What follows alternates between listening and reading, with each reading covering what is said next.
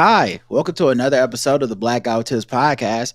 I'm your host, Rod, joined as always by my co-host, Karen. and we're live on a Sunday night to let you know, yes, I know the website is down. Yes. I did not know that. I know. Okay. I get the emails. Oh, I no know. problem. Yeah, we're having like our site was being upgraded, and I don't know what they did Sunday night and at 2 a.m, but it made the site go down, and so there's an error when people go. There's an error when I go, so I have a ticket in with the help desk. I'm working on it, everybody. But that's probably gonna be the title of this episode, because that's how many times people are hitting me up. Now it's great. We have a popular site. Y'all are going to it. Don't blame them. Y'all checking it on Sunday. They was like, "Sir, I paid my $5." Yeah, so I appreciate y'all. I don't have no complaints. I'm not mad at you. I'm glad y'all is letting us know, just in case we didn't. But I definitely need to make that the title of the episode so you can know we're working on it, guys. The site is down. Normally, yes, when something like this will happen, I will use the website to notify everybody. But you can't because the website down, right? So you're going to be getting emails until the site go back up. So we're just stuck here, guys. The good news is the Charlotte Hornets won last night in preseason. We did. And the Carolina Panthers are 500 in October for the first time in 5 years, I think. Ooh, I'm about to say that on one more this year than last year. Come on. Oh, yeah, and we're back. Yeah, so, if you were missing us last week and you were like, I wonder what they think about the news. Probably you already know, but still, I'm happy y'all were wanting to hear us come back so y'all could, commiserate with us. That being said, to start this whole thing, do you have any banter? I do. All right. Do you have any banter? Talk to me. Do you have any banter? Talk to me. Do you have any banter? Do you have any banter?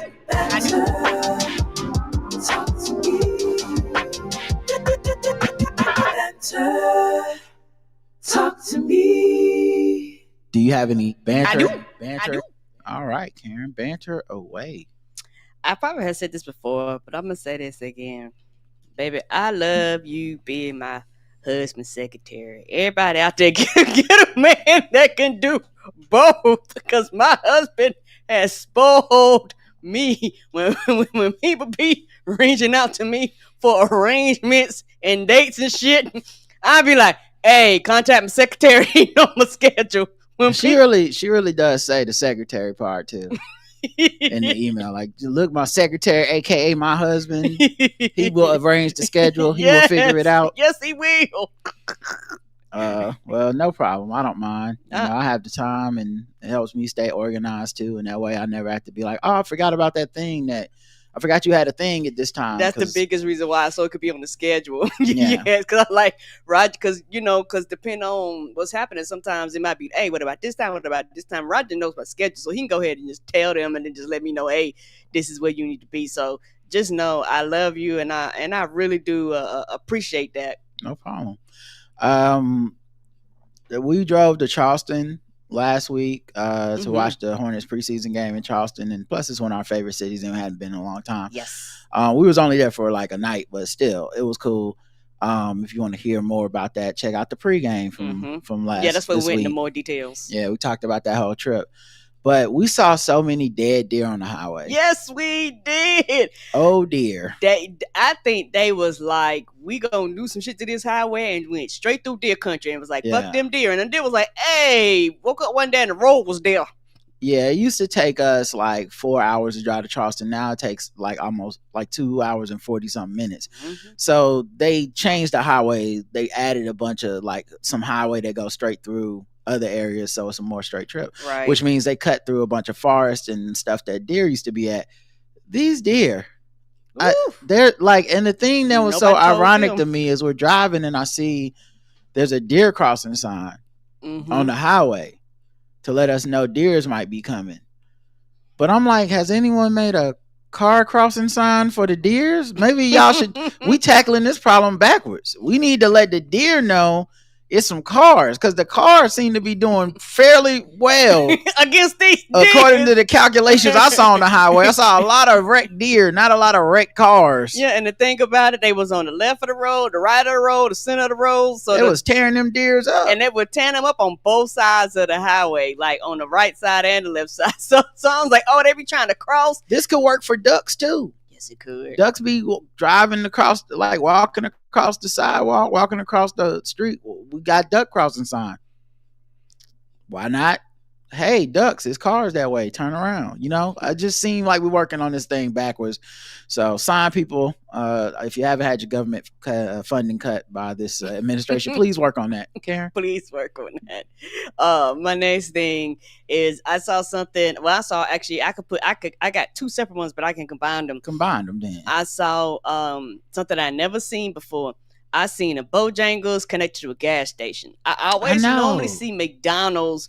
I think I may have seen Burger King once or twice, but I know McDonald's is like that number one. If you see a gas station, every now and in a lot of places, if they have a fast food, some form of a fast food restaurant, it's normally McDonald's. But I seen the Bojangles, and I was like, "What's that Bojangles doing?" I was like, "Oh, it's connected to a gas station." I don't count those. I don't mean to be a snob about it, but I don't believe you. I don't believe you can sell petrol. Come on. And make Bojangles chicken right. I don't think you can do both. I think you can only do one per building, and it shows. It's subpar quality fast food.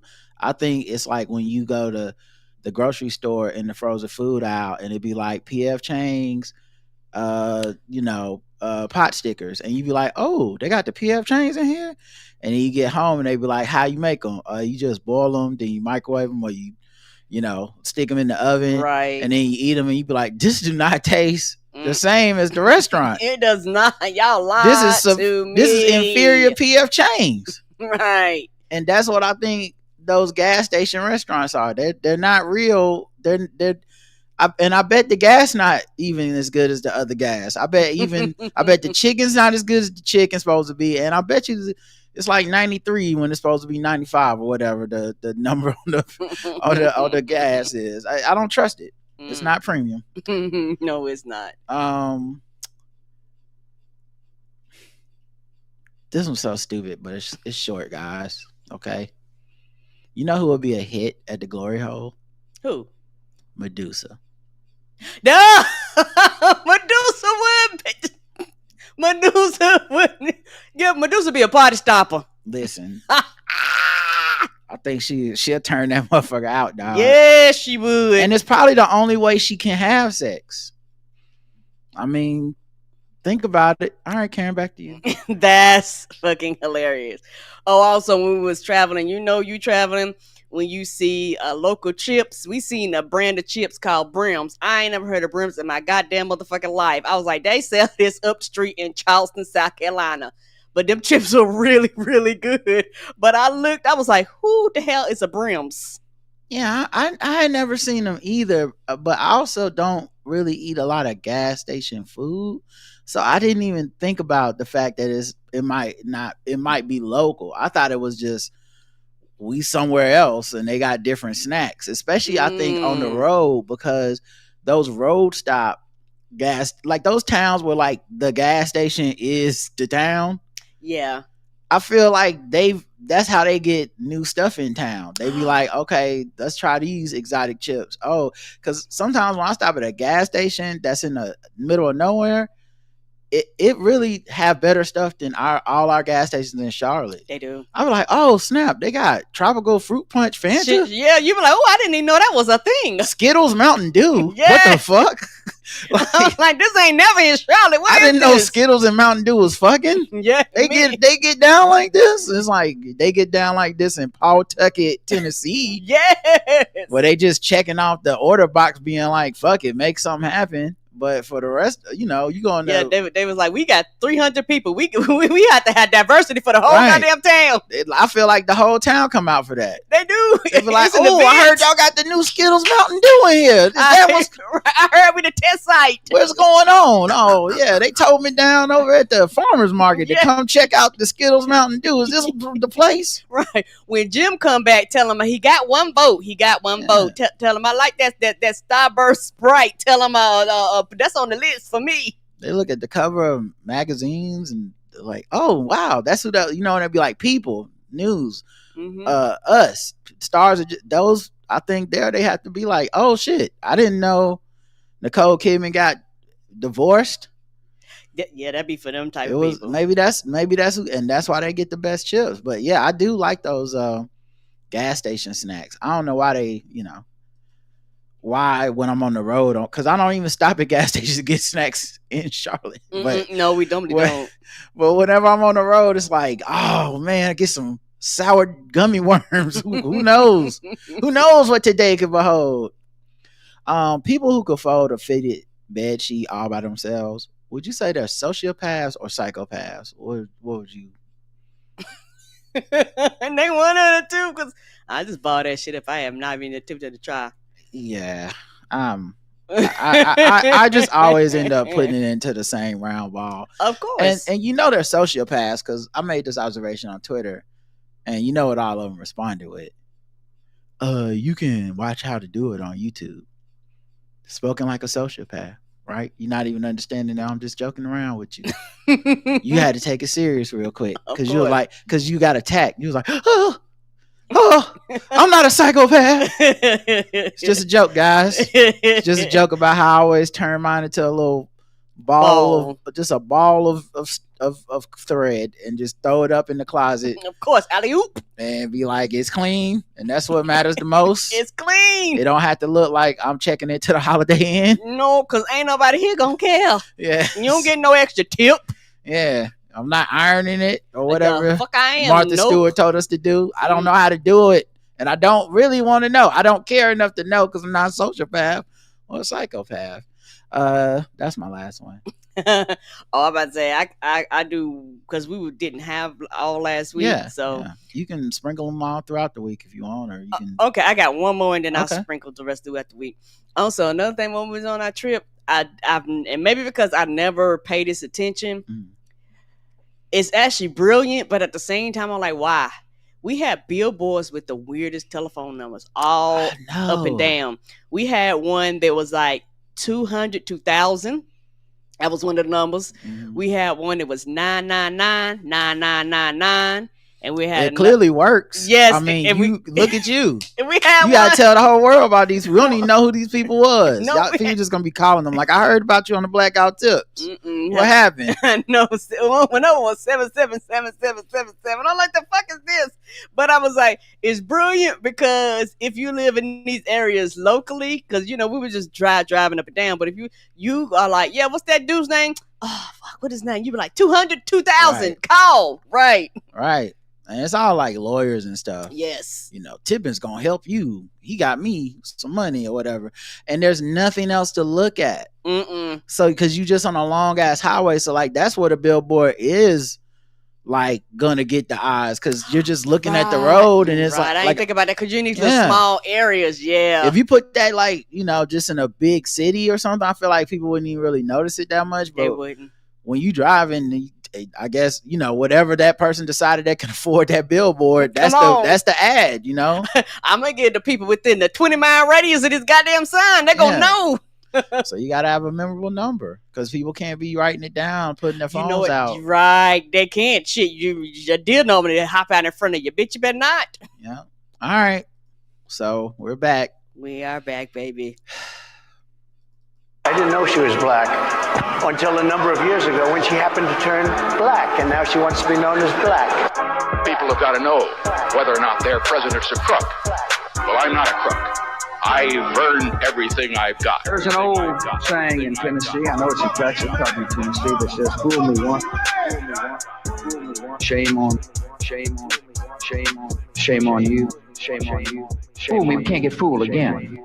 Tell you what, I don't know about you, but I'm going to go to bed. That's right. Politics until we get mad is back because we're back. And that's what happens when you're back, guys. Oh, so much has happened. It's hard to keep up. George Clooney says he don't think Democrats will ask him to pen another op-ed. Nobody asked the first time. Who asked him? Who asked you? And yes, that's what are their names? Who asked you? I would like to talk to them. I like to speak to their manager, please. Because didn't nobody consult me. Like, and also, like, I feel like if they would have won with Kamala, he would have took way more credit. Yes, but sir. Since they lost, he was like, oh, well, I really should stay out of politics. That's really not my, that's not my bag anyway. And I think one of the things that actually bothers so many black people, at least, I don't know about other folks, but it is that there was some gambling type of vibes to the election last year. White people didn't take it seriously. Like, I remember there was literally a gambling thing. You could gamble on who would be president and stuff. Yeah, literally. And when you don't have skin in the game, no pun intended, it feels like you just kind of go, oh, my bad. Yeah. And I feel like that's the vibes of this George Clooney. Like, I don't think anyone's going to ask me to do it twice. It's like, fuck you, bitch. like I'm still mad, dude. This is not I'm not ready to laugh about it. Like, oh, the boys are egg on your face, George. You got me. Right. And I think also because he knew that a lot of people really disliked it. Like, it's one of those things, you don't have skin. And a lot of times, for a lot of them, they just threw shit at the wall. They really were not thinking, in my personal opinion, when it comes to race strategically. Because it was one of them things where let's have such let's do this, like, y'all fuckers are wasting time. Like, you're not taking any of this process seriously because to you it's not a big thing, and in your mind you'll be all right regardless of who wins. Right. Is that your white people impression? That laugh, yeah. What the hell is wrong with y'all? It's not. I know that was terrible, y'all. No, it was good. I was just wondering. I was trying to put that out before. No. But yeah, so he won't do it now. He says, I don't think so. I think people have heard enough from me. I wasn't doing it to, I was doing it because I had been a personal witness to things. So yeah, we have to. And also, when Biden's son got in your ass and said, what a lot of people felt about your letter, right? You was like, you know what, dog? Nah, let me stay out of this. I don't really know what I'm talking about, or if I do, also, I'm not willing to stand in it when people rebut against it. Also, let's keep this on the simplest level. If I was at a fundraiser and I witnessed Biden having a moment, and then a bunch of Democrats anonymously came to me and said, hey, Rod, I think it would be a good idea if you wrote something in the New York Times about this and told everybody not to vote for Biden. He needs to step down. I feel like just on a very simple level, I would say no, because why the fuck you don't do it?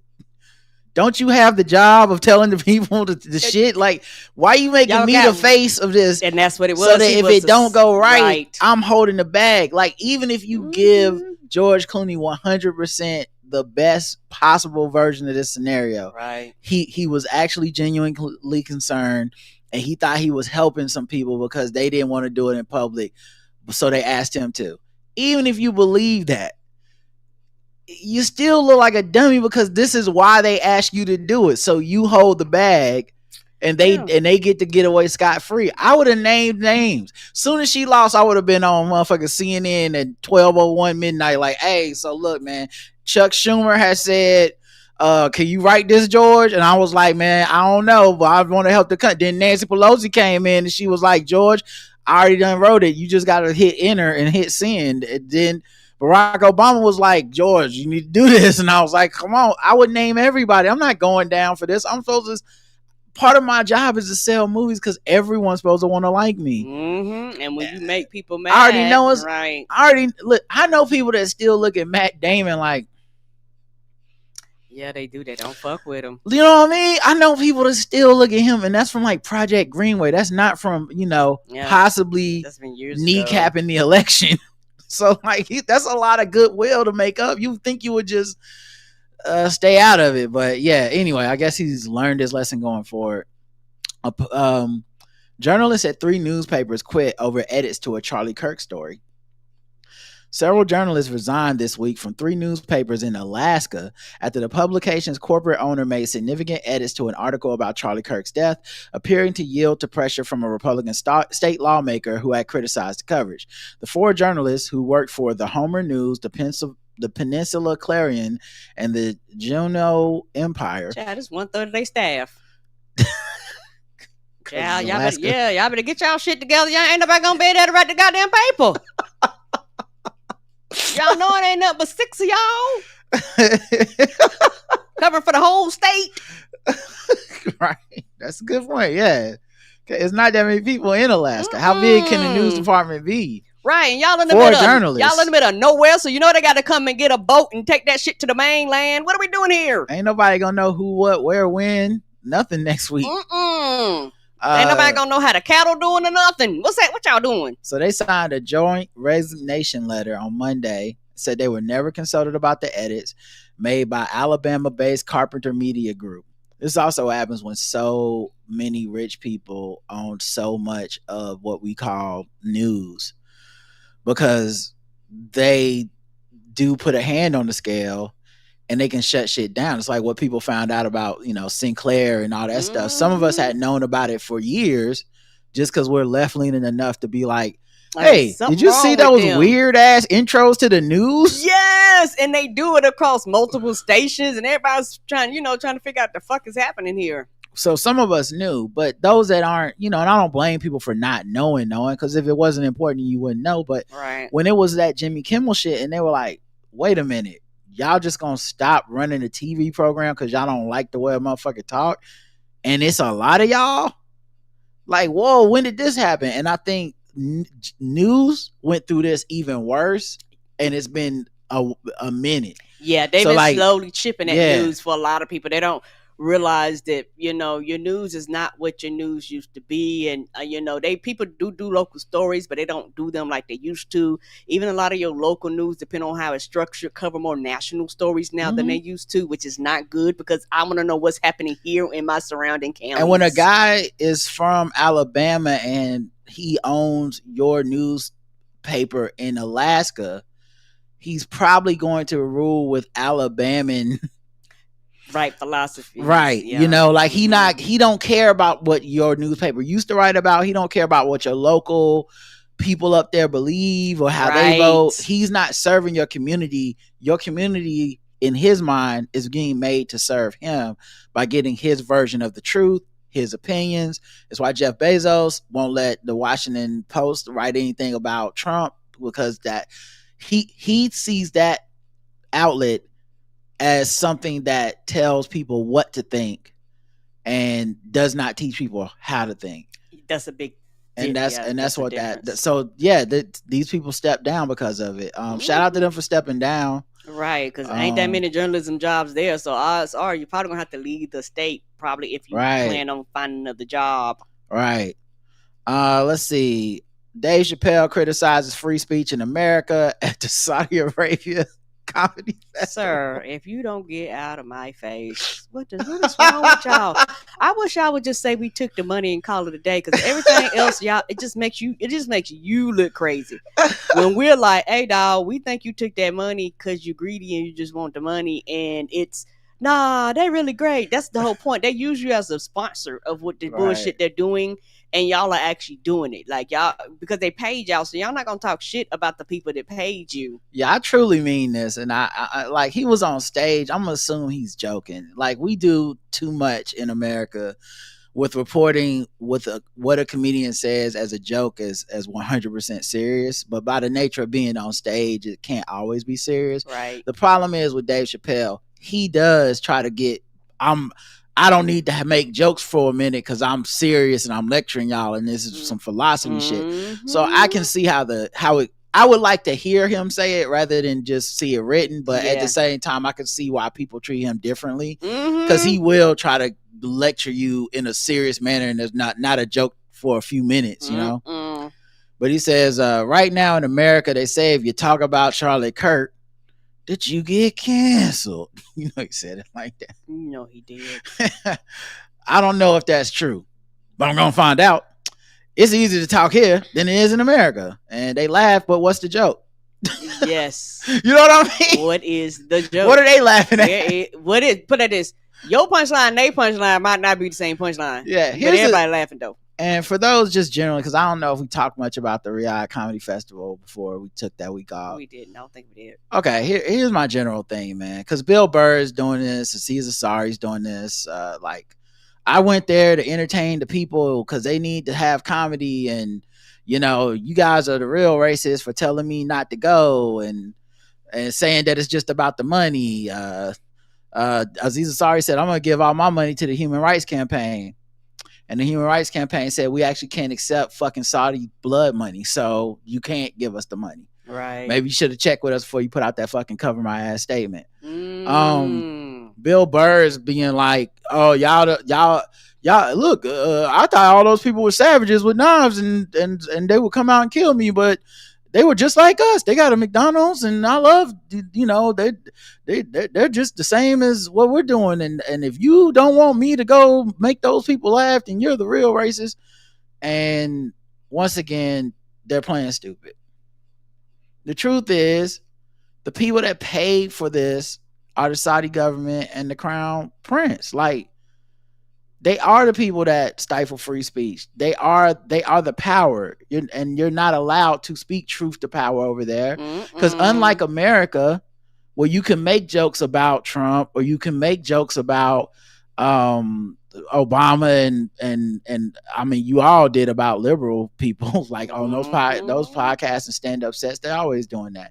But unlike, you don't get killed for it. Right. Even Jimmy Kimmel wasn't gonna get fucking murdered.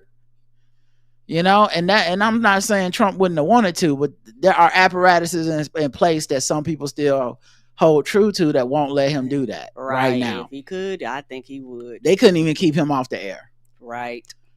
And more importantly than just the fact that I don't trust that, I think their reasoning is purposely missing the point. I think they're purposely being obtuse so they don't have to say, you know what, man, it was the money. Right. They don't have to take their personal responsibility, and like everything else, they know after a while this quote unquote will pass. But this is so serious. But the way that they're replying is not like that. Yeah. Like, some of them are saying, like Kevin Hart, I think is this will pass.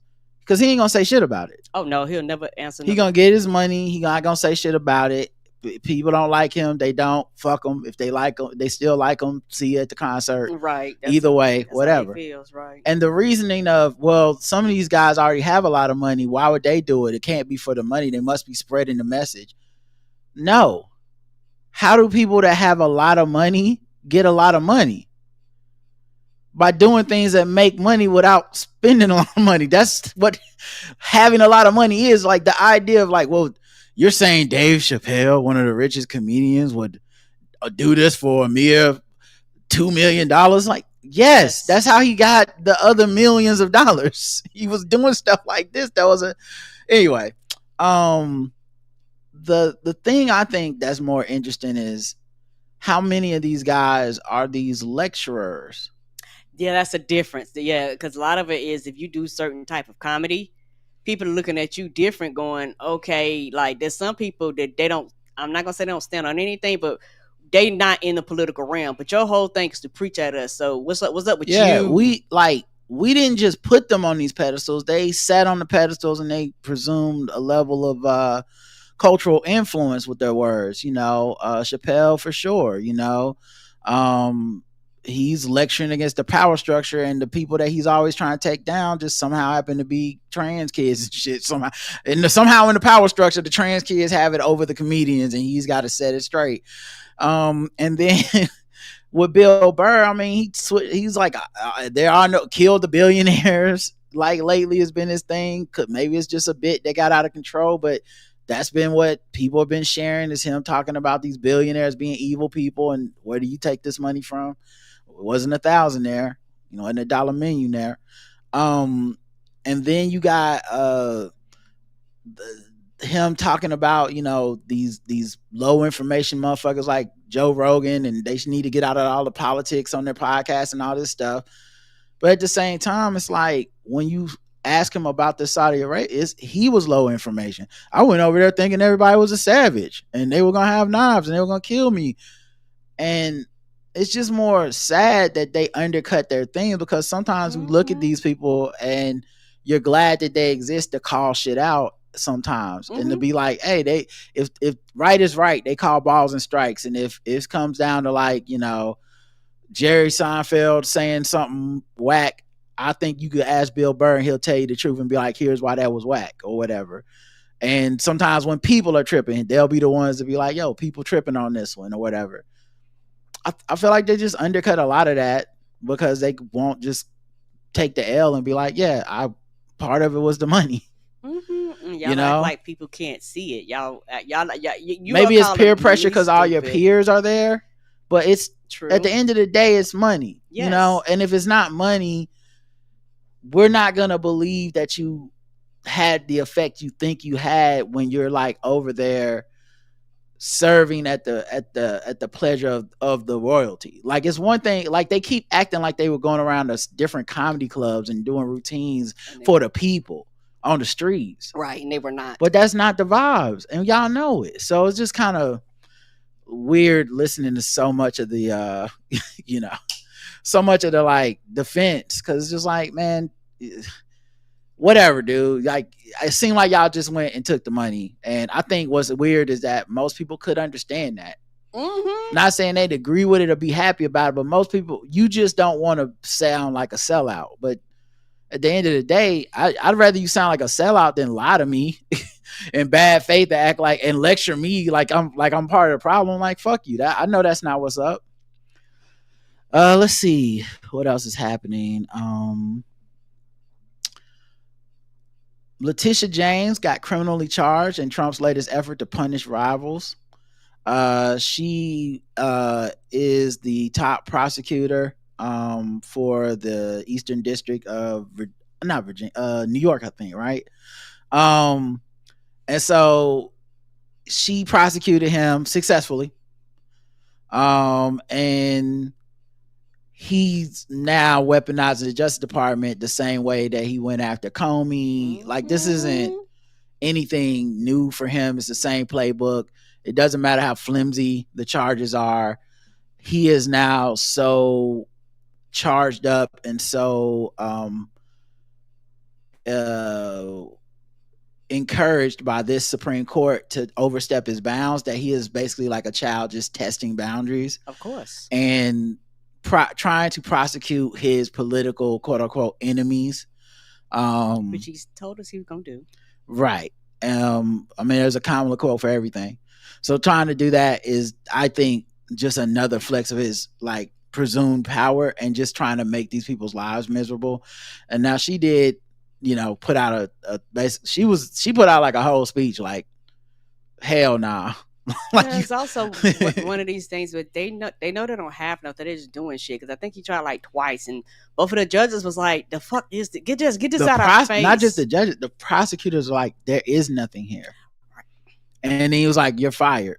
I'll get somebody that will do it." Right. And by the time you get somebody who just will do it, it's somebody that, man, they, it's like, I got my law degree from 1-800 connection online, like, right? Like, everything was online. It's like no one respects this person. It's like, right. And what kind of law do you practice? I practice vegetable law, but I'm gonna go ahead and try this case to the Supreme Court as well. Like, oh my God, it's terrible. Yeah, so everybody looking, they don't even respect the judgment, right? Because it's one of them things where she gonna keep her job.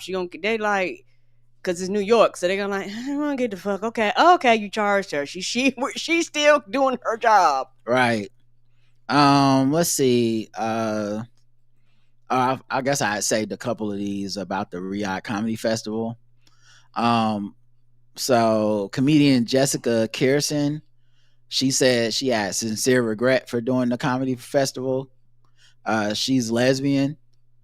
So, she wrote this whole thing about how she thought, like, I'm on stage and I'm talking about being gay and that's gonna, be like super radical and all this stuff. But she was like, her fans being so disappointed, people realizing that it's basically sports washing, but with comedy. So now they're comedy washing the regime. And the thing that I'll say is this. I forgot to mention this. You know why they pay so much money, man? It's not so you'll go do the comedy. I don't even think the comedy is the point of it. No, like, it's not like they're has anyone seen any sets? Are they selling them anywhere? It's like, what they pay you for is the defense that you have of them when you come back. Yes. Soften their names. That's what the money's for. You know what I mean? That's why people are reacting the way they're reacting. Is because you can't go over there and then come back and still be like, yeah, man, actually, they are fucking people up over there. Right. You can't do that. None of them are going to say that and feel good about having the money and still be feeling like a good person. So they got to come back because you did it. You got to come back and tell us why you're the hero and we're the assholes, which makes the Saudi government the heroes too. Right? Because you're saying everyone who has a problem with you fucking with them is the real person that's the problem, which means they're just like the innocent victims who've just got a bad rap, but they don't do anything wrong. Why are y'all tripping? Right. So yeah, that's why they pay you the money, and it's sad. That's what you fell for. Actually, like I said, I have come out of this with more respect for Kevin Hart. Cause he gonna do what he always do. He just like no comment. Like, I got my money, I'm staying the fuck. Like, that's it. Yeah, now that, like, he's gonna be the person, like I said, but he's gonna be the person where they're gonna be like Kevin Hart, and everybody gonna be like, I like that dude, or whatever. However they felt before, they still gonna feel like it ain't. Not trying funny. It ain't gonna go one way or the other because he just gonna like, look, what's my next gig, dog? Zach Bryan, have you ever heard of him? No. He is a country star. Okay. I saw him getting a lot of love on social media and in a few articles because he had a song that had some lyrics that people was fucking with, and I don't know that they was listening to the song, but they was showing the lyrics. And ICE is gonna come bust down your door, try to build a house no one builds no more, but I got a telephone, kids are all scared and all alone. I got some bad news, the fading of the red, white, and blue. Sound like bars. Sound like he trying to speak on something right now. Take a stand, right? He clarifies his misconstrued ICE song that prompted MAGA outrage and White House response, because the White House has time to respond to pop stars, guys. That's the fuck the White House do. There's another article they responded to Chappel Roan. I'll get to that next. But they got... ain't you supposed to be governing or something? Ain't y'all supposed to be getting the government back up? Can y'all get the government back on? Right. Y'all got people on furlough. Y'all got people calling out of work. They're like, bitch, I'm not showing. I'm taking all my PTO time because I'm not showing up and not getting paid. Door wide open, letting all the AC out. Just close the goddamn door and come inside and fix the government. Right. What's wrong with y'all? So he is setting the record straight after sharing a snippet of an unreleased song that appears to criticize President Trump and U.S. Immigration and Customs Enforcement. Bryan has clarified that he is neither radically left nor radically right. Oh, so you just an older in the middle bitch. That's even worse. You ain't taking no side. He was like, I'm just singing my song. The fuck y'all talking about? He was shocked. This is a recipe for failure every time. Yeah, I don't know you why. don't please anybody. You make everybody upset. You just make everyone mad. Now you ain't got no fans. Right. Everyone think you a bitch. Cause, oh my God, you should have just doubled down. Dixie Chicks got it. That's why they still around. They like, we the chicks now, and we still touring. How y'all still touring? Cause we didn't back the fuck down. Nope. We let the racist people just be mad. Yep. we lost our spot in country and was like, fuck it. We took Dixie off our names. That's how much we meant that shit. We was like, fuck it then. I guess we over here. Yes, sir. To see how much shit the song stirred up, making me not only embarrassed, but kind of scared. He wrote on Instagram story, left wing or right wing, we're all one bird and American. Whatever, bitch. To be clear, I'm neither of these radical sides. I can't get like I do. So what you did? You didn't vote for Bernie. What we doing, sir? That would be the only thing worse. He was like, to be honest, I'm more of a AOC person myself. Oh, y'all don't like that either? Okay, I'm sorry. Right. You're saying that like you just like I just want to keep it clean. No, and I'm neither of these sides. I voted for Jill Stein. Yeah, and I don't know why. Maybe it's a cultural thing. Yeah, cultural. But for a lot of white folks, they'll talk about fucking their wife in the ass. They'll talk about, their daughters having sex, but you ask them who they voted for, and it's almost like, oh my God, like they want to fight you, and you're like, bitch, it's just a vote. Yeah, it's also very white to say I'm neither side. Right.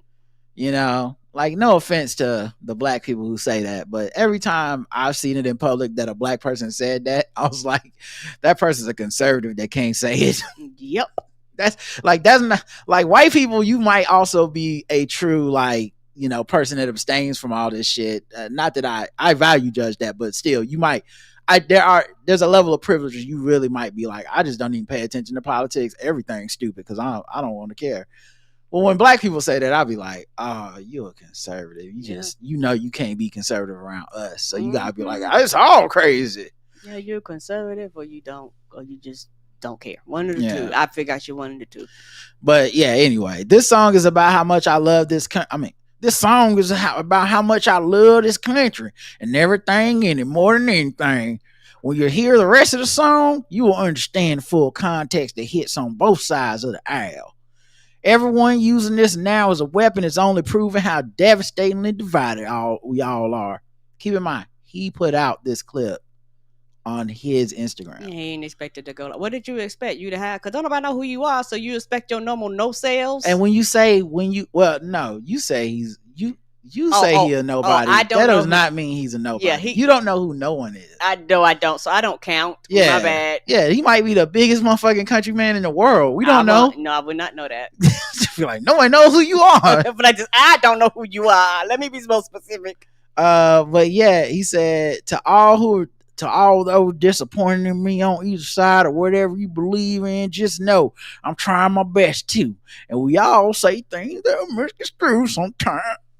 And then he started driving off real fast, like that dude with the mustache. And oh God, why am I making this reference? It doesn't matter. It doesn't matter. There's like two people that will even get the fucking joke. But it's A Star Is Born, and y'all know the dude with the mustache. Mm-hmm. JL got the joke. That's who it's for. I know he got it.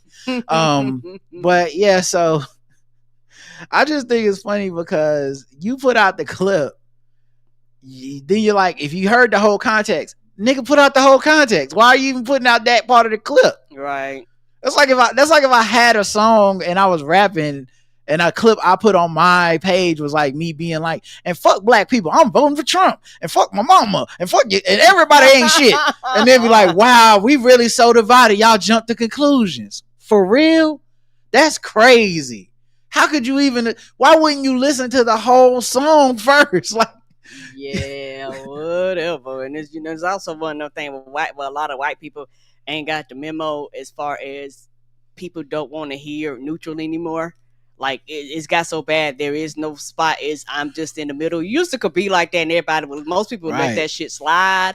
But with so much happening, people are like, no, you have to picking no sides is going to make both sides turn against you. And of course, the White House responded because they got the time. Because they ain't got nothing else to do. Remember when the White House didn't used to respond because Joe Biden was in office? Remember when it used to be boring? Remember you never was checking the tweets? The tweets would be like, it's National Puppet Day. Be like Joe and his dogs that bite people. Yep. Like it was a nice time. It's like if something pop up on your feed where the White House it has made it into your Twitter, it's just, oh, here's Joe and Obama riding bikes or some shit. Mm-hmm. Like, you know what his Joe Biden actually respecting the veterans. His Joe Biden actually going to the national forest, like shit like that. Yeah, now Trump don't go to shit. Now you pop up in the White House, be like, excuse me, we saw Saturday Night Live last night and it was not funny. So that's all. We'll be back. Like what? 2 stars. We getting ready to pass some laws. Right.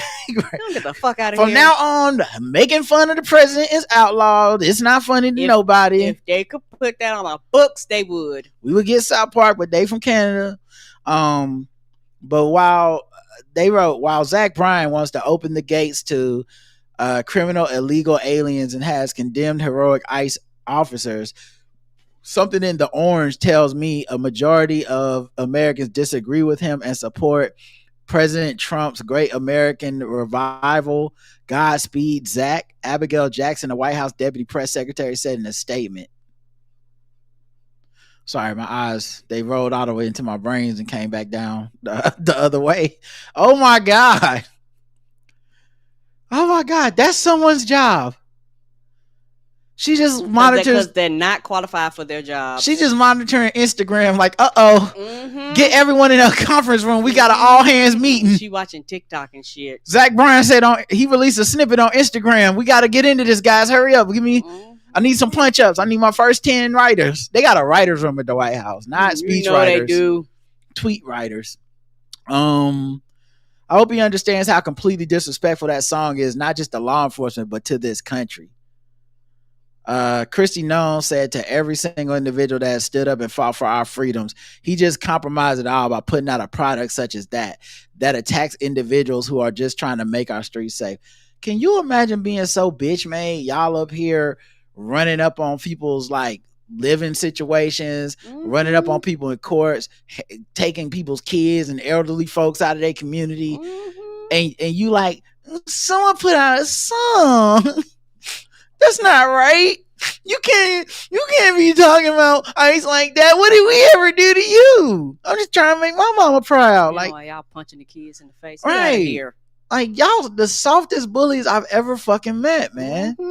God, I hate a victim and a bully. Like, be one. Pick a struggle. I can't. Yes, pick a struggle. I'm not giving you my empathy and my disdain. Like, you just got to catch all this disdain, man. Act right. Zach, I didn't listen to your music, she said. I'm happy about that today.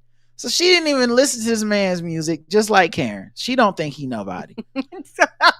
Me, we on the same page with that one. So that is where you and Kristi Noem, that's where y'all find common ground. That's the only place. Y'all both like, whoo. Today, that makes me very happy that I never once gave you a single penny to enrich your lifestyle if you truly believe what your song stands for, which I did not hear because I don't know. Who gives a fuck? Someone told me to tweet this. Also, I don't know if you heard, there's a government shutdown. I'm not doing any governing. I'm just on Twitter scrolling. I'll be here till we eventually go back to session. But I'm going to go out and probably download some Jason Aldean songs, John Rich songs, John Party, Kid Rock, any of those guys. That's never good. And why didn't your president play him when he was going around instead of picking other people's songs getting sued? That's such a backhanded. Don't y'all never compliment me like this. Don't y'all never be like, really, Charlemagne, The Breakfast Club, y'all would say that today? Well, that's it. I've never heard your podcast before, but I'm going to go and download The Black Guy Who Tips, some insanity check, 3 guys on. Like, that's not a compliment. And those guys. And whoever those other guys are. You don't even know who none of them people is. And she also said probably download. Which means you not. Make up your mind. That's the easiest. If you're going to lie all the way. I'm going to buy concert tickets. Don't be like... I'm not. And you know, I'm so pissed. I probably might even play some of this on a playlist on Spotify if I can remember to look it up in the car when I'm going home today and I don't have a podcast to listen to. So there, motherfucker. You mess with the wrong one. This is Kathy Noem, whatever her name is. Like you're really doing something. Yeah, I'm Kristi Noem. I'm out. Oh, man. They are out of shit. Of course, because you can't run the government. Just winning everything and just still sore losers. That's my part. If you don't win. How you win and still fucking upset? I don't understand. Right. And so the last one, I'm not even that mad. I'm just we can move on. There's a more serious political shit we'll get to another day. Okay. The White House also took the time to respond to Chappel Roan. Because during a sold out show outside of Pasadena Rose Bowl on Friday. She sent a big FU to the forces that have been shaking down Southern California. The Midwest Princess talked. Oh wait, then they just talk about her loving California. Blah, blah. She says, "I'm so lucky to be able to live here and play here. And this city is always taking care of me, and it's only my duty to take care of it back. So I just want to thank you. And fuck ICE forever." Didn't she learn from the last time? I thought last time she had that breakdown and couldn't do her shows and shit. No, am I the one that forgot her? Kamala! Am I the one that forgot her acting a motherfucking fool? So if you're gonna stay out, stay the fuck all the way out. Because the second anybody get on your ass, bitch, we already know you're going to fold. You don't stand in anything. She's soft. And I said we would, go until, getting mad, but yeah, you pretty mad. No, that's good. I didn't think this article had it, but you're right. She was the one that was like, some people aren't getting it. Yes. What aren't you getting? Okay, I will vote for Kamala. Yes, she acted. She showed her ass. If there was something that could have been done in November that maybe would have kept ICE out of a position of, doing what they're doing at such a high intense level. I was like, oh man. If there was anything a person with that much pull could have maybe said we should do, or instead of just kind of playing the fence and then getting mad at everybody who was trying to, I wish I could put my finger on what it was. Yeah. Is it? She good too. Is it voting? Oh, voting. She could have encouraged people to vote instead of trying to be the person that was a contrarian. And then when people like, you have your platforms too big, too many diverse people support you for what you're doing and who you're supporting. Technically, even though you think you're not picking a side, you are picking a side. You're going against a lot of your fan base, and the fan base was like, "Oh, bitch, what is this?" and started complaining, and so then she felt bullied and pressured to come and make that fuck ass statement that you didn't mean. You just did it because you felt you were upset. That's why you did it. And then people was like, no, bitch, you were not sincere. We can see through this. You're doing this just because we're on your ass. You had to cancel shows and shit like that. People lost a lot of money off of you making, you supposed to do an award show, if I'm not mistaken, or some shit like that. And you didn't show up. Like you were fucking up your bag. And so that right there let me know that you didn't stand for anything. And the thing is, you're doing it in a place where you feel safe. You're not going to do this somewhere where you don't feel safe and you know there are repercussions to your actions. And and this is something that a lot of your fan base would support. That's why you said it. No, that a lot of her fan base was against it too. Remember, that's why she kept getting mad. Because she was getting her. Oh, I'm sorry. Go ahead. No, when she said "fuck ICE." Oh yeah, she's pandering now. Yes, okay, I agree. Okay, I just think it's funny because when she originally said that bullshit, she thought she had because she's from, I think her family's Republican. She thought she was gonna bring us all together by being like, it's all bullshit, and her fan base is too diverse. And so they was like, what the fuck you mean it's all bullshit? It's actually clearly one right side. And so, yeah, it's kind of funny to see her now dip back into it with this shit. But and the reason why I was saying she's pandering to them now. No, you are right. I misunderstood. Oh, no problem. And I should have made that clear talking. But she's pandering to them now because she knows this is something that her fan base will like. But at the same time, we know you would fold under pressure. If Trump or somebody makes any comment online, you will fucking fold. That's why I say you're not standing for anything.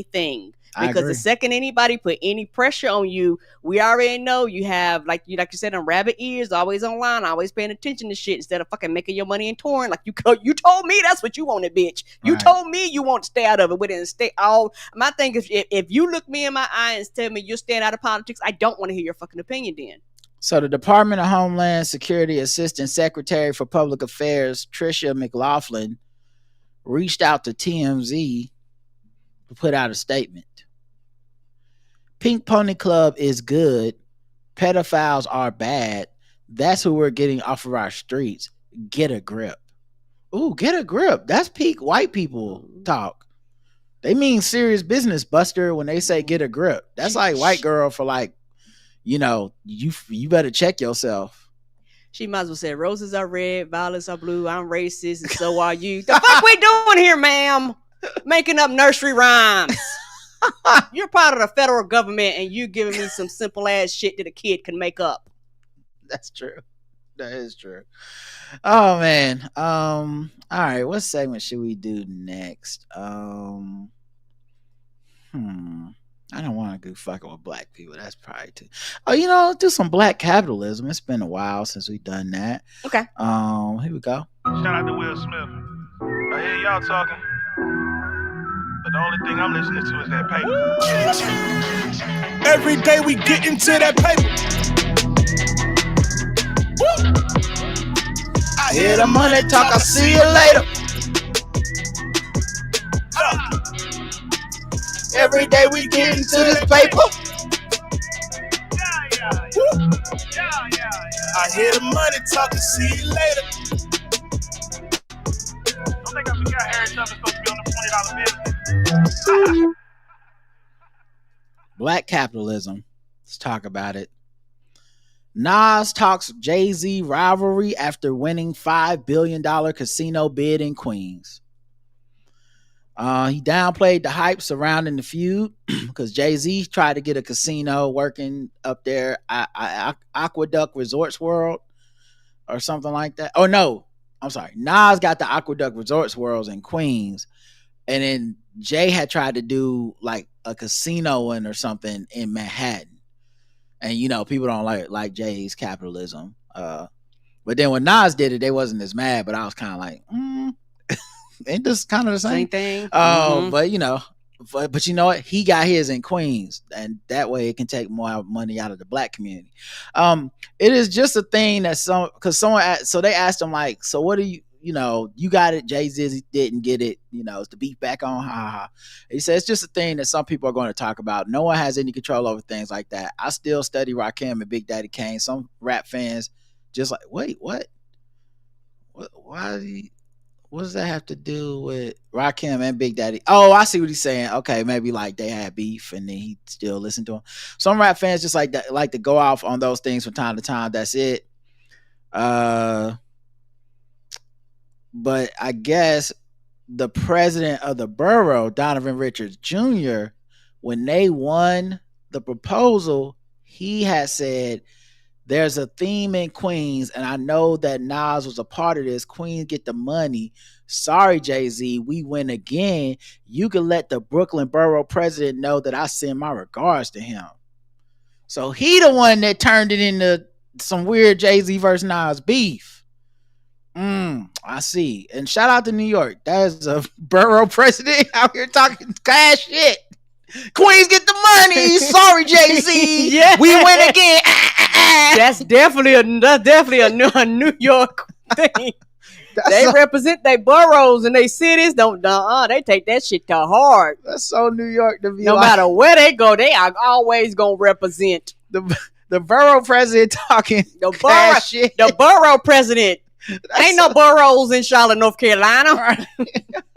You know that's serious. Oh my God, that is so good, man. But yeah, shout out to Nas. He got it done. Angel Reese. Angel Reese makes history as the first pro athlete to walk in the Victoria's Secret show. Oh, let's go.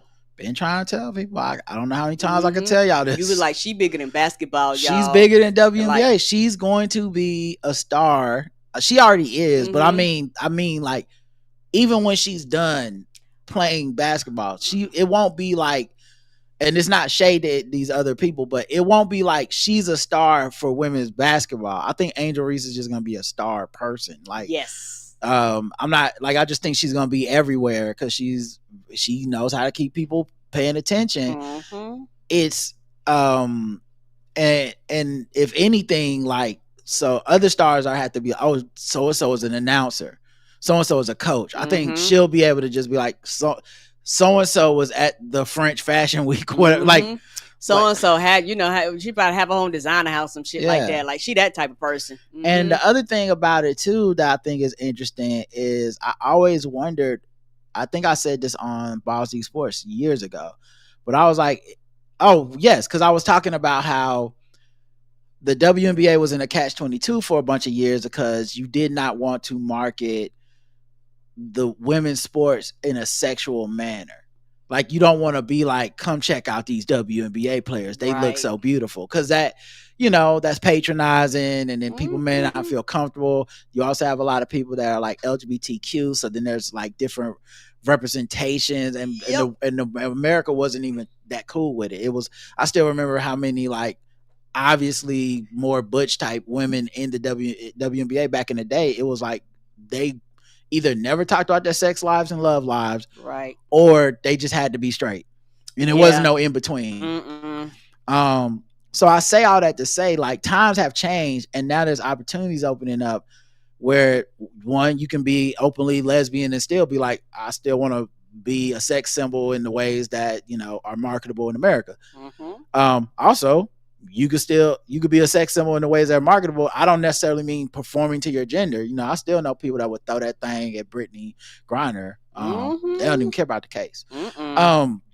So my point being, I was like, WNBA players seem like they'd be super marketable, especially in fashion, the same way I thought the men would be big in fashion, like Russell Westbrook and stuff, because their bodies. Yeah. Like, even more so than like football players and all this stuff. Like, what fashion worships is this very tall, slim aesthetic. And they fit that. That's basically just like a walking rack that you throw clothes on. Yes, interchangeable. Yes. And I was like, man, it seemed like WNBA players would be killing it. And it started to like blossom a little bit, but like I said, not every player was comfortable with like being seen as sexy or generally appealing to all eyes. Angel Reese seems to be well beyond, like, she's fine. Yeah, she's like, y'all gonna look, I don't care. Look. Yeah, she's like, I would like y'all to look, and that's gonna make her a bigger star than a lot of other folks are. And then she's still comfortable being extremely competitive and kind of a jerk to people on the court in the ways that I love. Like, I'm not knocking that. Those are my favorite things about her. And it's like Caitlin Clark can never do this. And I'm not trying to make it about them two specifically, but just you can. My point is, Caitlin Clark, there for the ball. Caitlin Clark may end her career as the biggest deal in basketball. I think she will. She gonna. But it doesn't matter. What I'm saying is that pales in comparison to being just a big deal all the time, everywhere. Yeah. You're famous, but it's a difference. So yeah, shout out to her, man. I was so surprised she was the first. I'm like, no one thought of this shit before. So Candace Parker been walking around all this time. Y'all been doing fashion weeks the whole time, right? Y'all ain't never think about draping no dress over her fine ass. That's crazy. Ain't that nuts? I wonder if it's also just a race thing too. You know what I'm saying? Because like, how many black women that were dominant and attractive in the WNBA were not even considered for this type of role back in the day, because if they were thinking about getting an athlete, it was probably some white lady.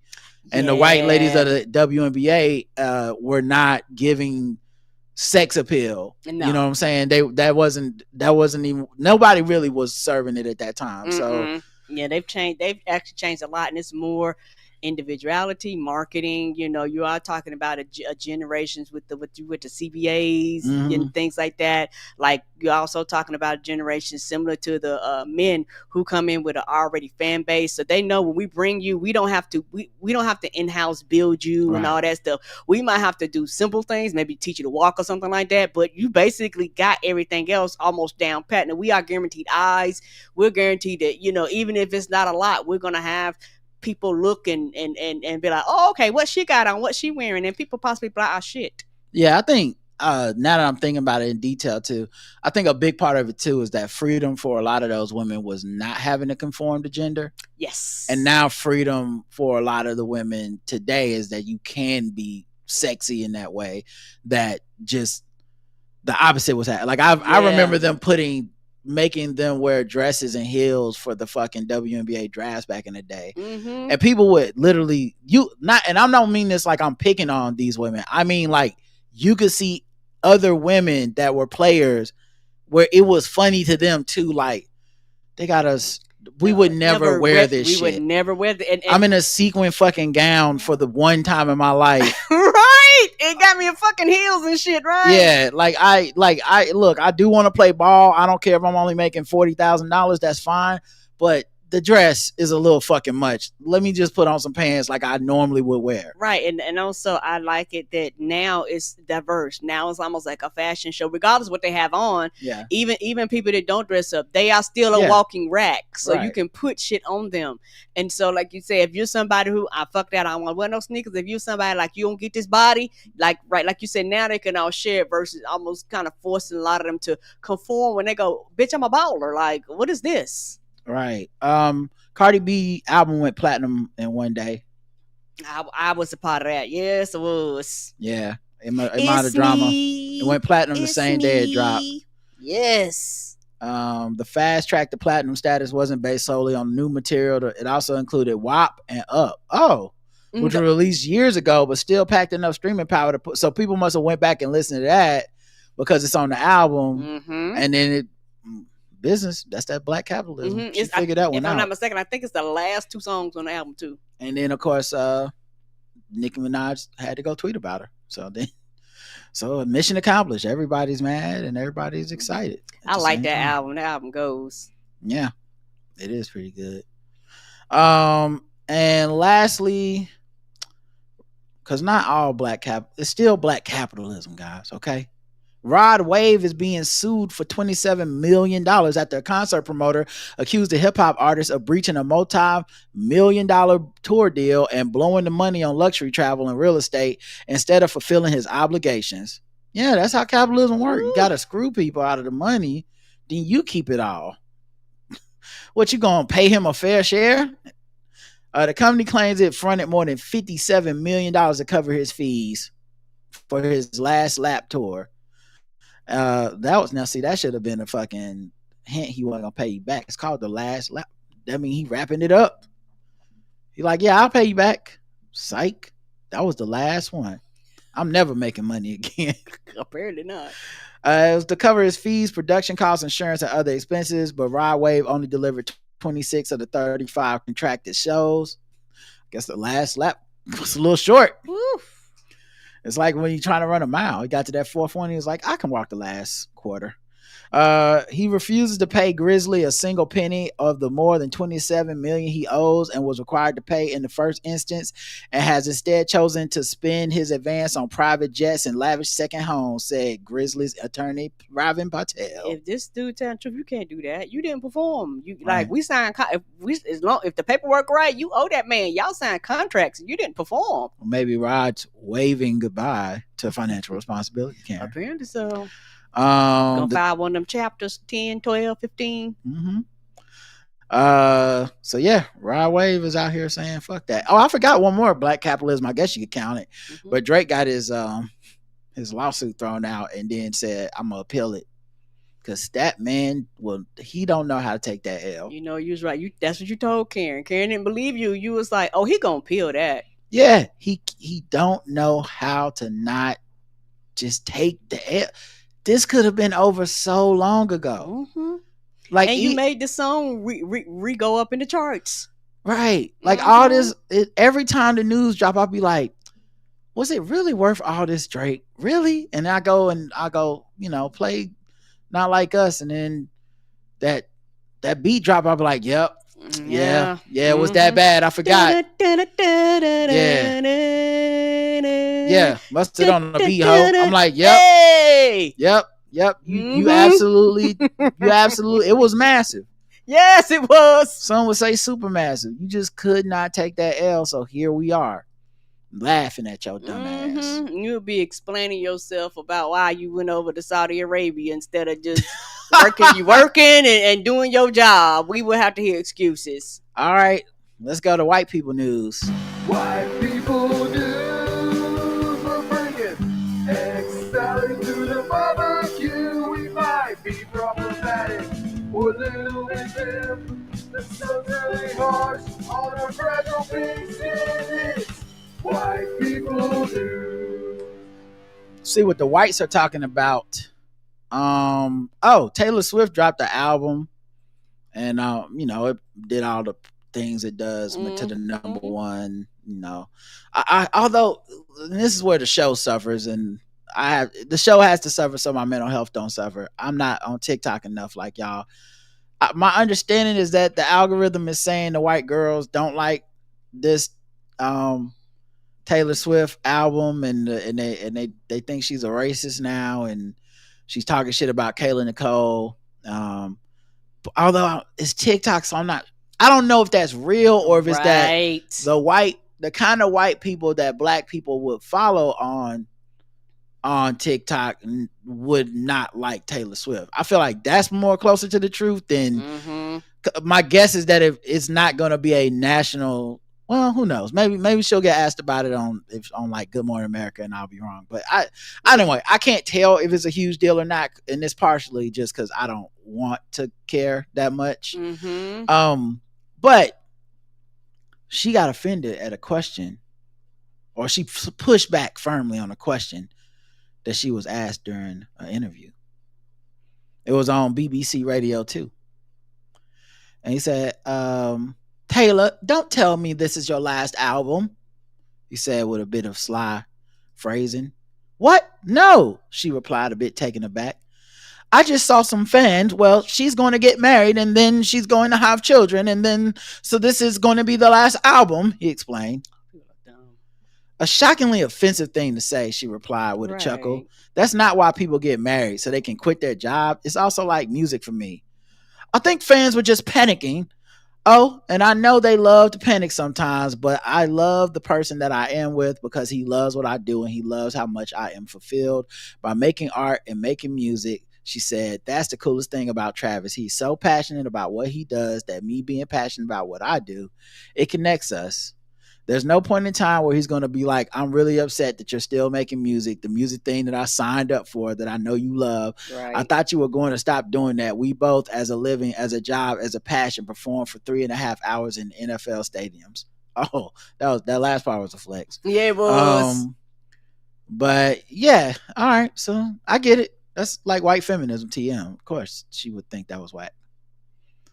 But it is nice that is the controversy in white people news. You know, it's like, oh, she told him, actually, I'm gonna keep it being the number one white woman singer of all time, or whatever the fuck. Like, I'm gonna continue to make billions of dollars from tours. I don't think I will just start having kids and not touring anymore. I think I'll keep the money. I can have both. Charlize Theron, the actress, African American white lady. They love that lady. She ignored Johnny Depp. So she greeted Bernard Arnault and Brigitte Macron as she said, I'm gonna keep that same energy. As she shunned him. His slow return to the spotlight, continues. I saw him in a commercial the other day. I hadn't seen him in one of them commercials. I'm like, is it a movie? The fuck, Cologne? Right. Them weird ass commercials there in the desert and shit. And also, like, I know he's white royalty. Okay, I know the 3 white people who listen to this are like, but he's Johnny Depp.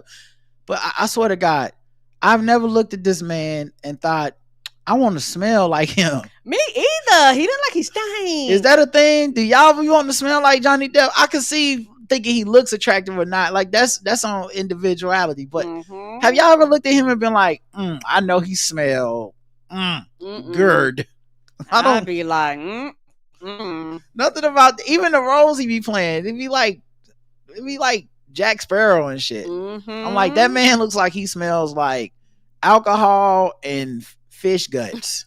It don't. I'm like, no, why do I want your cologne? Anyway, it's such a weird.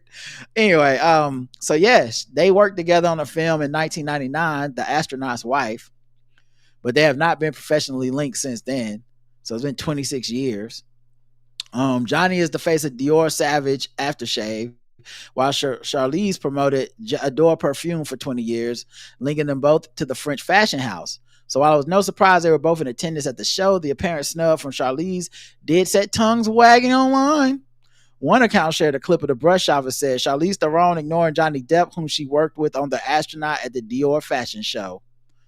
The account also noted Charlize previously liked a 2023 Times article that critiqued Johnny's comeback following his high-profile defamation case. So she just kept that same energy, right? She's like, I don't fuck with him, and when I see him, I'm not gonna pretend I do. and I respect that. I respect that too. Yeah. So there you go. She's not with the comeback. She said, "Don't call her a comeback because it's not. Right. You never came back to me, Johnny." She looking like, and why is he in the room? Right. Why is he here? That's basically her whole attitude. Why are you here? I got some white on white beef. Okay. What's I happening? didn't even know this beef was happening. Uh-oh. Elvira. You know who Elvira is? Cartoon Rugrats. Nope. Elvira. Elvira. Animaniacs. Nope. Elvira. I'm gonna show you a picture of Elvira, and then you'll know who it is. A lot of people know who Elvira is. You don't recognize this woman on the screen? She's the mistress of the dark. Oh, okay. Or as I knew her, them titties. I feel like every boy of a certain age remembers the first time they seen Elvira. I was thinking about cartoons. Animaniacs, the girl with the red hair. Elvira. I thought, what's her name? Nah, Elvira is, I mean, that might be her name, but the Elvira that I think people know, right, is like, them like probably the first titties most people got hard to. They was like, oh my, I think I like girls. She was serious. She was like, you gonna get these. She used to be cleaved up on that show. I don't think I ever watched those movies. I don't know what them fucking movies was. I know they were scary movies, but they probably was like royalty free movies. It was like, oh, The Ants, starring a bunch of people you never heard of, and Elvira's titties between commercial breaks. I was like, I guess I'll watch 10 more minutes of this black and white 1905 right film. I can't even get it in black and color, in technicolor. Right, no black people in the movie because they didn't allow black people to be in movies back then. But I'm like, but then there's titties between every scene. So when she'll come back, she was like the crypt keeper with titties, you know. She was the best. Anyway, her and Wednesday and all them. Yes. No, that's wrong thing. That's Shit. Adam's Family. Elvira was just the mistress of the dark. She would just be there with them titties. Like, oh, coming back from to TNT. Speaking of TNT, I put the T in TNT with these TTs. Because she used to make a lot of jokes about having big ass titties too. But I don't think you know this woman. Maybe only, I might not. I'm so sorry, y'all. All my references, Roger, because like, the fuck you talking about? Do only boys know Elvira? I've seen her before, and I know that picture. Yeah, them titties, they was famous. They was viral before we had the internet. This says okay, so I don't know if this is gonna be video. Oh, it is. Okay, yeah, the best of Elvira, mistress of the dark. Okay, it used to be the intro music. Hello, darling. Yes, it's me, that vamp of camp, Elvira, mistress of the dark, bringing you the best of the worst. Or is it the worst of the best? Yours truly, Elvira, the gal with the enormous ratings. See, she making jokes about her titties. Not the ratings. She know you there for them titties. Yeah, you there for the titties. The girl with the enormous ratings. I hope you enjoyed watching it just as much as I did. Oh boy, I mean, could you believe that cheesy-looking monster? Looked like Gumby on steroids. Hey, does anybody know what that movie was about?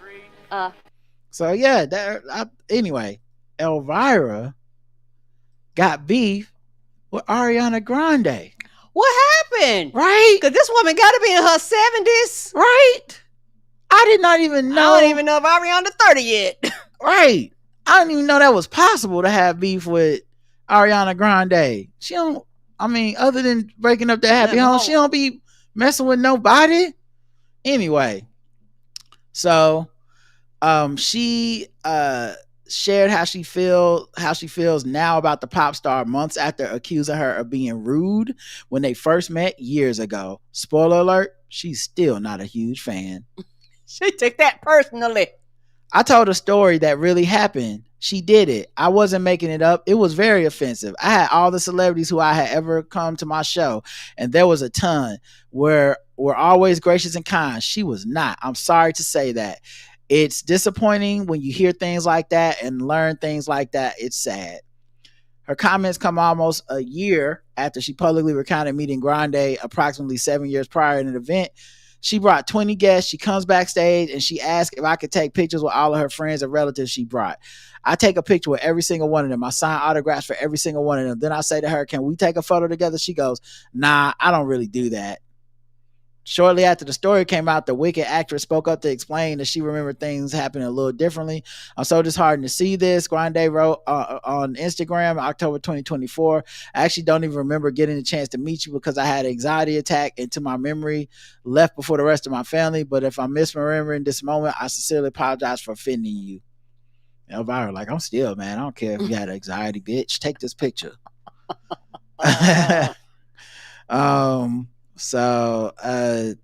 While speaking to EW, however, Elvira voiced her opinion that Grande's words didn't do so much to smooth things over.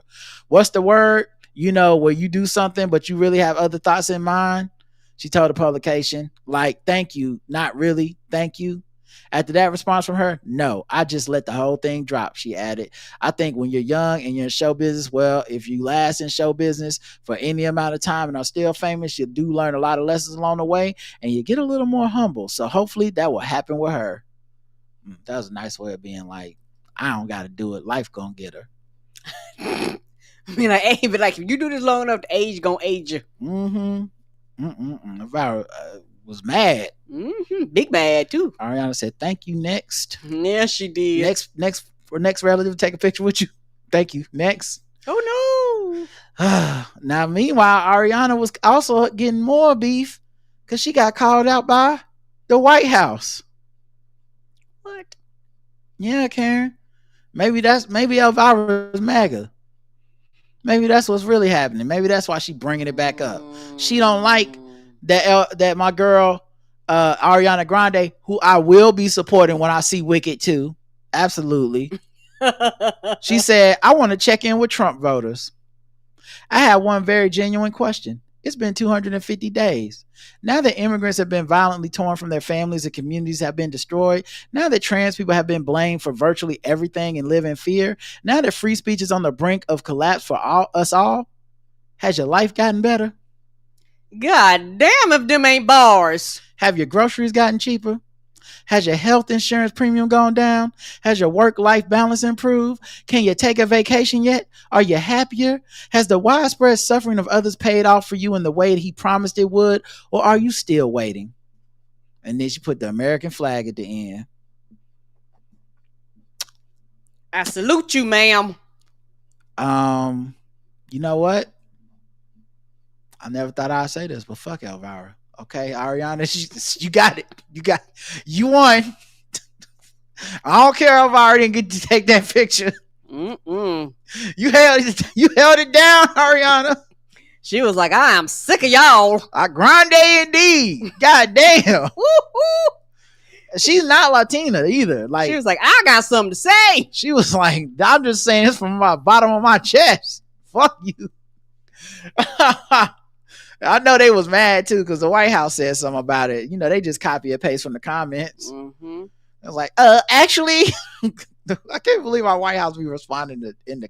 We got a White House that read the comments. And everybody tell you, stay at the comment section. The White House be in the comment section. They be in the motherfucking comment section. Like, girl, tell them. They be reading pop culture like it's YouTube. Yeah, they do. Who you think to try? That's the White House right now. They put, save your tears, Ariana, because President Trump's actions ended Joe Biden's inflation crisis and are bringing in trillions in new investments. He even signed an executive order just like magic that paved the way for the FTC to crack down on Ticketmaster for ripping off Ariana Grande's concert-going fans. Get well soon, Ariana. Which must be the get well soon must be in conservatives circles that Trump derangement syndrome thing, which is crazy. The White House is so in the Trump circles that they think the rest of us are like, oh, Trump deranged, because she got it, she got to get better, she got to get over it. They used a shorthand. They didn't even explain it because that's how much they're in there. Crazy. Yeah, they're crazy. They just make shit up and make numbers up, and the news don't do that job. They're like, hey, what you're saying, like we got an official office Like, if anybody in Biden's administration would have typed out Child. anything had this halfway Obama got rid of stupid. Van Jones, and I remember people was mad because it was like he should be able to talk like that. And I just want to point out once again, Obama was right and y'all was wrong. Where are the fucking apologies? Right. He sniffed that man out 20 years ago. That was 15 years ago. Obama was like, get that coon out of here. And he was right. Mm-hmm. But we couldn't even sense it. We was like, nah, you the coon for getting rid of a black man. And now we all like, man. I get it. We had never been in the break room with him. We didn't know it was like that. But thank you. And we apologize to you, Obama. Mm-hmm. All right, guess the race time. This time for guess the race. This time for guess the race. This time for guess the race. This time for guess the race. Oh, let me refresh real quick because my chat hasn't updated in like.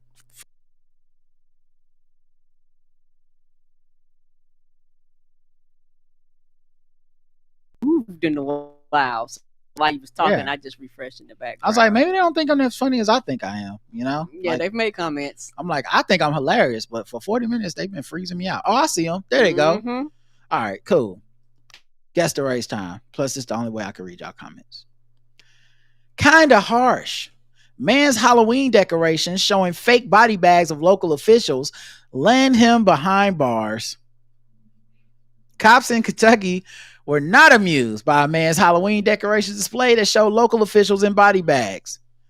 Stephen Markham, 58, stands accused of making terroristic threats, according to a picture from Lexington CBS affiliate WKYT. The display consisted of 5 body bags, including one hanging from a noose labeled District Judge. The other read Mayor, Zoning Manager. Oh, he's specific. That's somebody.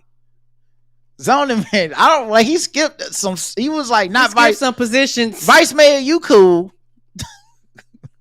City councilman, you can relax. But the zoning manager, oh, don't nobody know who the zoning man. Just like don't nobody know who the elevator person is that approved the elevators. Don't nobody know who the people are. When I get my hands on Zachary Jones, he know that man. Fucked up the zoning. The TV station reported the Commonwealth's attorney Miranda King saw the display and alerted the police.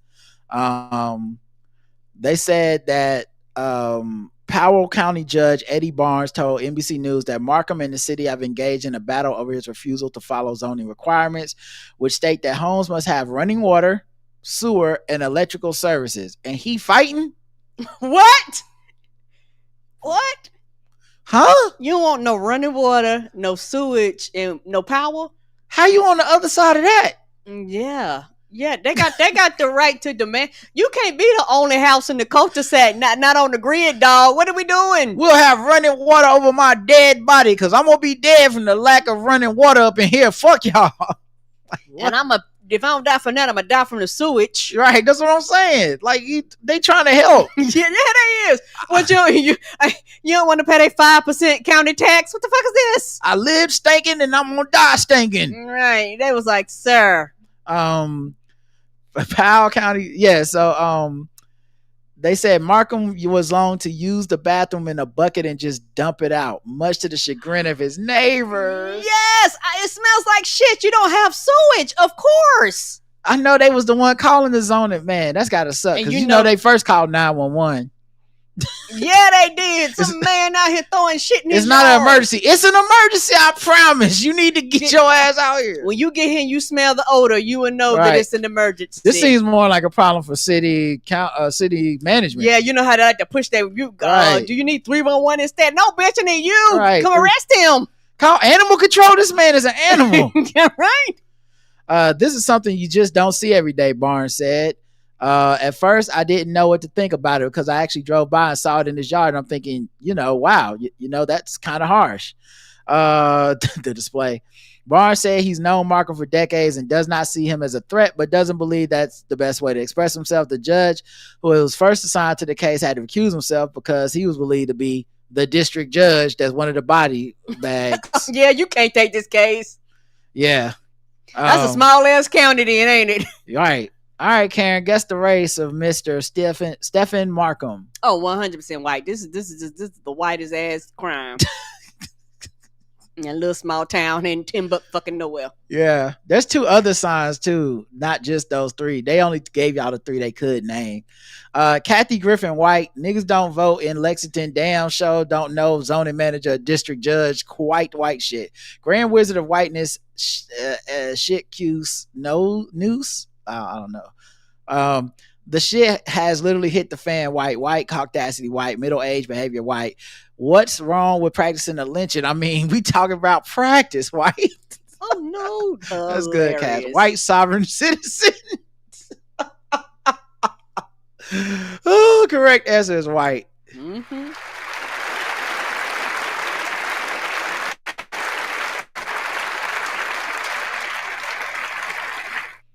And that's him looking like fucking RoboCop under the mask. But the other signs is mayor, sis.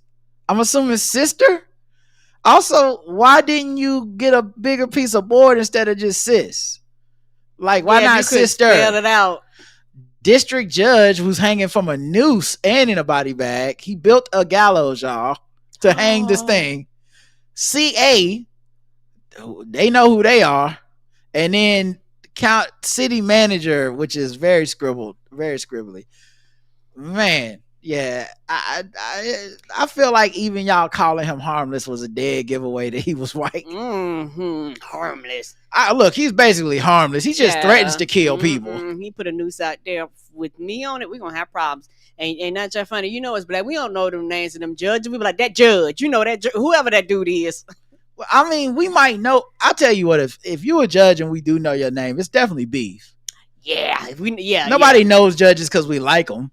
That's the truth. Oh, you talking about Judge someone Eileen Cannon? Like I know her name because I don't fuck with her. Only judges I know that I like are like Ketanji Brown Jackson. Naked Florida man chased Walmart employees and then fled into the woods. Police say. Oh, this is some customer boys. Not gonna lie, this is the first time that I've ever been like, maybe I should go back to Target. A Florida man was recently arrested for harassing employees at a big box retailer while in the buff. Rakime Triandre Johnson, 30, stands accused of 1 count each of exposure of sexual organs and resisting an officer without violence, according to Columbia County court records. The underlying incident occurred during the early morning hours on Wednesday at a Walmart, in a small town located at roughly 60 miles due west of Jacksonville. Around 2:45 a.m., officers were called. It be open that late still? Around 2:45 a.m., officers were called out to a suspicious person acting erratically in the parking lot. Responding officers learned that a man described only as completely nude had been chasing employees in the parking lot before fleeing toward a wooded area north of the store. Officers canvassed the area, located a male on his hands and knees in the wooded area. The suspect appeared agitated and paranoid. Officers attempted to communicate with him. However, he remained largely nonverbal and incoherent. After trying to make contact with the defendant out of concern for his safety, they contacted paramedics and they put him in hand restraints for his own protection. And then the defendant was then taken out of the woods to a patrol and transported by emergency medical service personnel to a medical center for evaluation. At the hospital, he was initially unable to provide identifying information, but later pronounced his name as Raheem, even though his name appears to be Rakeem. So they couldn't verify his identity, and so they took him to a detention facility. And that was it. Yep. He was described as homeless by police. And so there you go. So Karen, guess the race of Mr. Rakeem Triandre Johnson. I'm gonna go black. If there's any white Rakeems out there, you don't think there's any white Rakeem Triandre Johnsons? Okay, all right. You're betting a lot on the house. I know your shit get thrown in the trash can. Work it. What, resume? Yeah, that's what I meant. Resume. You go up there and they be like, "But you're white." Like, yeah, I'm white. Yeah. Okay. Working class Kanye black. That's a black. Traditionally crackhead black. Traditional crackhead black. Not white black. Black Mamba hit and run attack on aisle 9 black. 5K Solon sexual black. Radio free Rakeem black. That's a nigga. Rakim is black. Bleak Free space, Rakeem Johnson, black. The correct answer is black. You got it correct.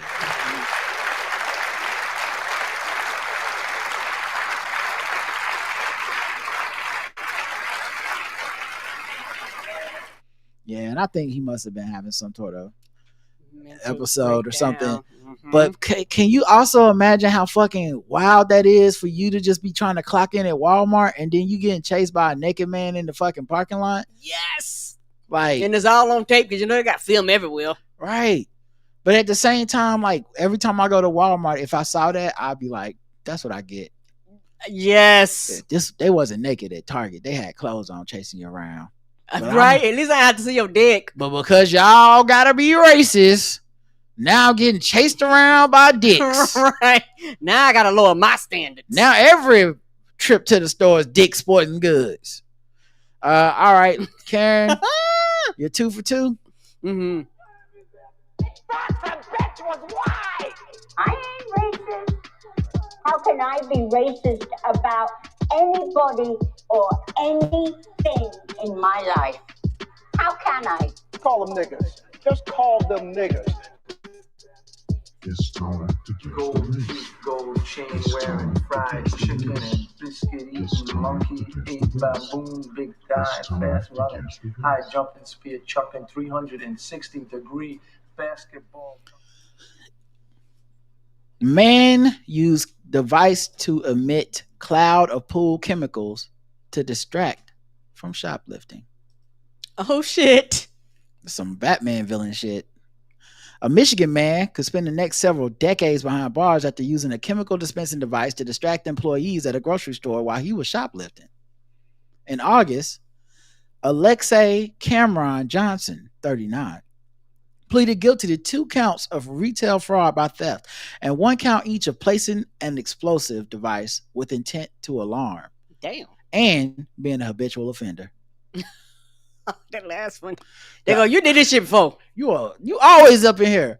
The underlying incident occurred September 2024 at a major is I guess the grocery store, a small charter township. Major on Harvey Street in Fruitport Township, which is in Grand Rapids. Okay. On the day in question, an unknown noxious gas was reported at the store. First responders immediately noted the presence of a chemical cloud in the center of the store reeking of chlorine. Oh. Investigators eventually discovered the source of the cloud and stench, a small plastic bottle in the home goods section dispensing swimming pool cleaning chemicals into the air. After ensuring the ensuing chaos and removal of the chemical spewing implement, 4 people had to be tested for chemical exposure at the hospital. Oh, to be sure they didn't get like sick or something. Amid the distraction, he made off with $1,000 to $2,000 in top dollar merchandise. Damn. First of all, $1,000 to $2,000 is top dollar in Walmart. Apparently so. Is the inflation not inflation in the way I've heard? Because I feel like you could grab 2 PlayStations and be over 2,000. I think you should go for much cheaper shit.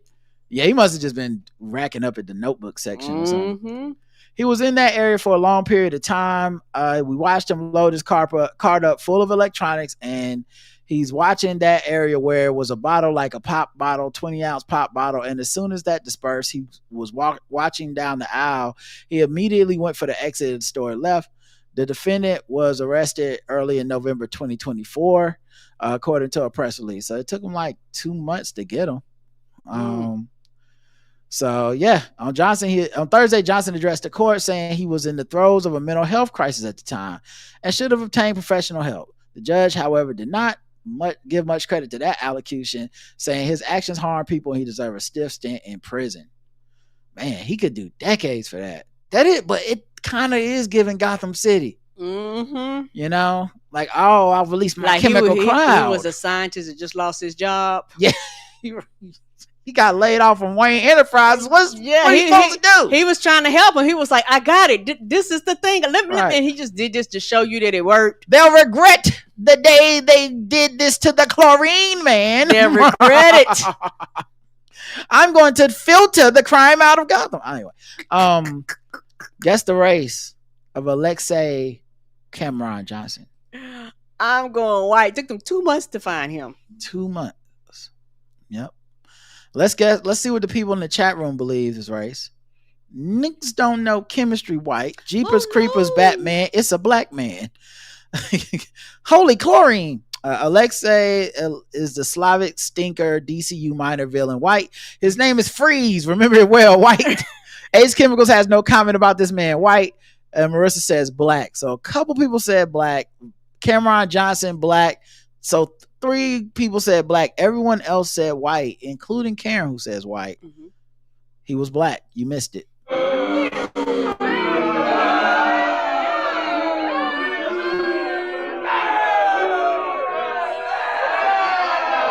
So a black man can't be an ingenious criminal, Karen? What does that really say about you as a black woman, that you don't believe in us enough to think we could be capable of horrible crimes? Many of you got it.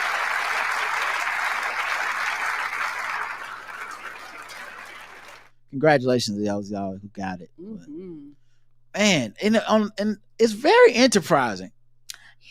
Very enterprising way to do this. I've thought of people. I've heard of people doing distractions, like when white people make a black friend and have them walk through the store, and then the racist people follow them, and the white person shoplifts, and then they split everything when they get outside. Mm-hmm. I've seen that, but I never would have thought, I'll create a chemical bomb. What? No, I think you might be taking this too far for just a PS5. All right, last thing, of course, is sword ratchetness, okay? Because it never stops. Mm-mm.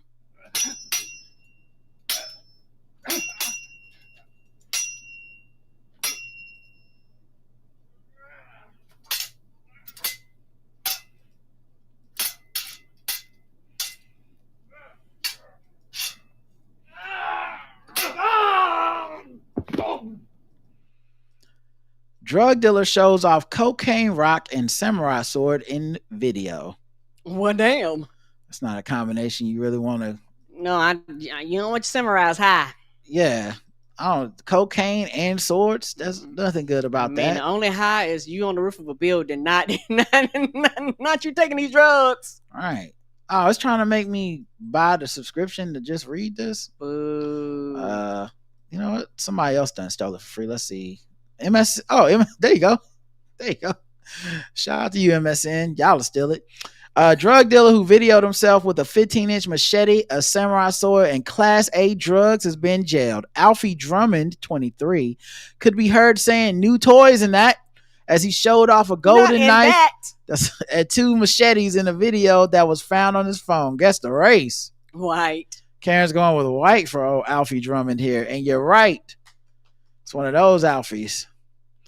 Mm-hmm. Yeah. He got that I need to be a background character in the movie type of thing. Don't got no lines. Just show up like that. They be like, perfect. I don't know what's wrong with that boy. Something wrong with that boy. Yeah, he look off. He should not have 2 knives. He would be perfect, but see, in the movies they wouldn't be real, they'd be fake. Like, yeah. He should not have knives in his house. He shouldn't have spoons. And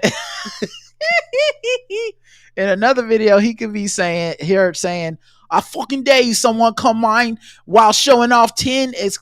Someone come mine. I guess come get mine. Anyway, while showing off 10 offensive weapons, including an axe, a baseball bat, a 69-centimeter samurai sword, and more knives and machetes. Drummond was first investigated in early 2025 after officers became aware of a mobile phone number which was being used to sell illegal drugs in Winsford, Cheshire.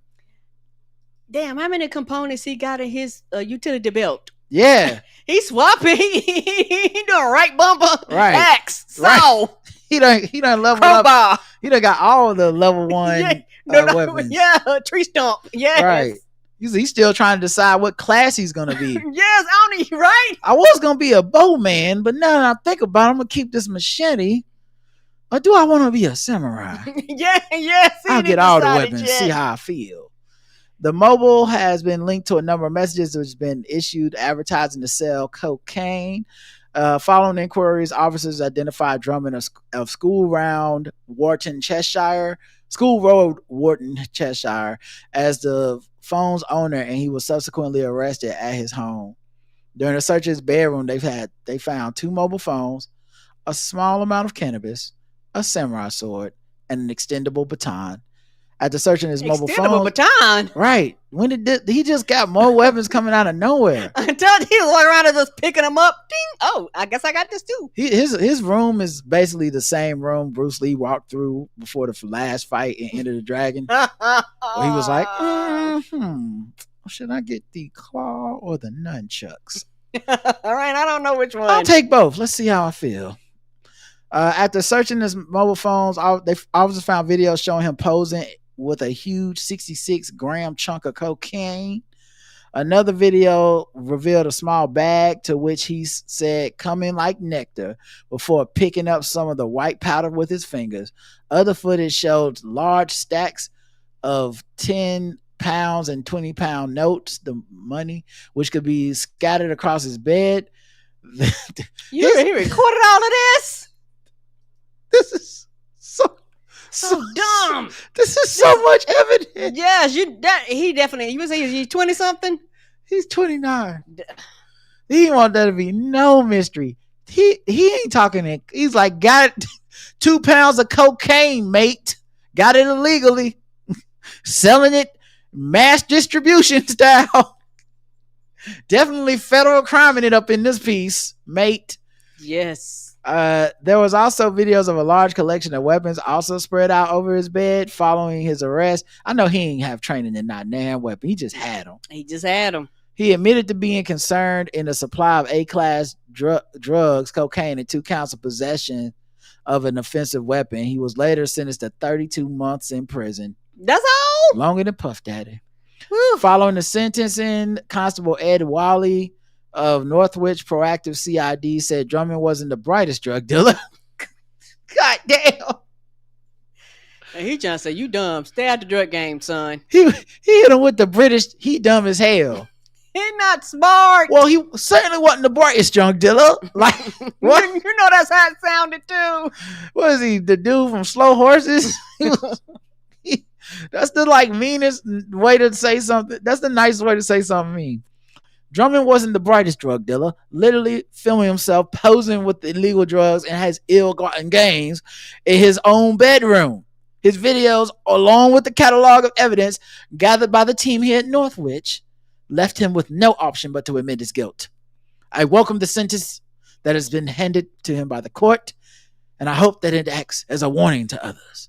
Drug dealing has a highly... Okay, we get it, Mr. Fucking... It's the swords. How come you not talk about the swords? Right. You're like, oh, drug dealing. Okay, McGruff.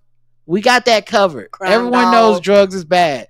But you could have brought up more about the swords. Mm-hmm. Okay? He ain't mentioned the swords in the rest of his statement. It's all drugs. Oh. You know what else is killing killing the kids? Swords.